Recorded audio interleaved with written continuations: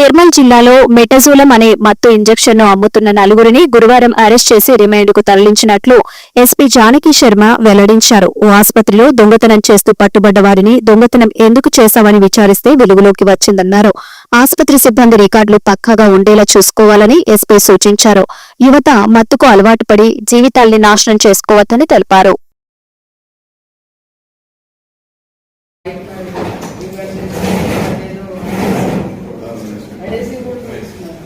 Petrol పెంచడం, petrol తాగడం, ఇట్లా రకరకాలు. ఇది లేటెస్ట్గా తెలిసింది మనకి ఇంజెక్షన్ మెటజోలం ఇంజెక్షన్. ఇది హాస్పిటల్స్లో అనెస్థీషియాకి వాడతారు. ఇది ఏం చేస్తారంటే వాళ్ళకి ఎంత డోసు ఇంత డోసు కావాల్సి వస్తుంది, కొంచెం మిగిలిపోతుంది. ఫస్ట్ వాళ్ళు ఏం చేశారు, ఇది ఏదో మత్తు బాగుంది కదా దే ట్రైడ్.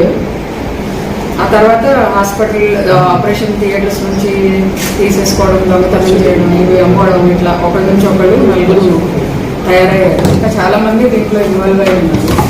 సో మనకి ఏంటంటే ఒక హాస్పిటల్లో ఇది దొంగతనం చేస్తుంటే దొరికారు. దాని నుంచి మనం కనుక్కొని ఇదంతా ఎందుకు దొంగతనం చేశారు ఏంటి అనేసి కనుక్కుంటే ఇదంతా బయటకు వచ్చింది.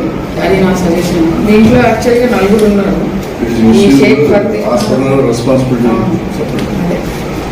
ఫర్దీన్, పర్వేజ్, చౌహాన్ గోవింద్ అండ్ మహమ్మద్ అబ్దుల్ దానిష్ అనే వీళ్ళు నలుగురు కలిసి ఒక ముఠాగా ఏర్పడి వాళ్ళు కూడా అలవాటు పడ్డారు దీనికి. అండ్ వేరే వాళ్ళకి కూడా అమ్ముతున్నారు. అందరికి ఏం చెప్తున్నారంటే, ఇది మనం గంజా అనేది బాగా కంట్రోల్ చేస్తాం కదా, ఒక 6 months నుంచి కంటిన్యూస్గా చేస్తున్నాం. గంజాని కొద్దిగా దొరకడం లేదు. సో ఇది ఈజీగా అవైలబుల్, ఇది వాడండి అని జనాలు పిల్లలందరినీ దీనికి అలవాటు చేస్తున్నారు నెమ్మదిగా.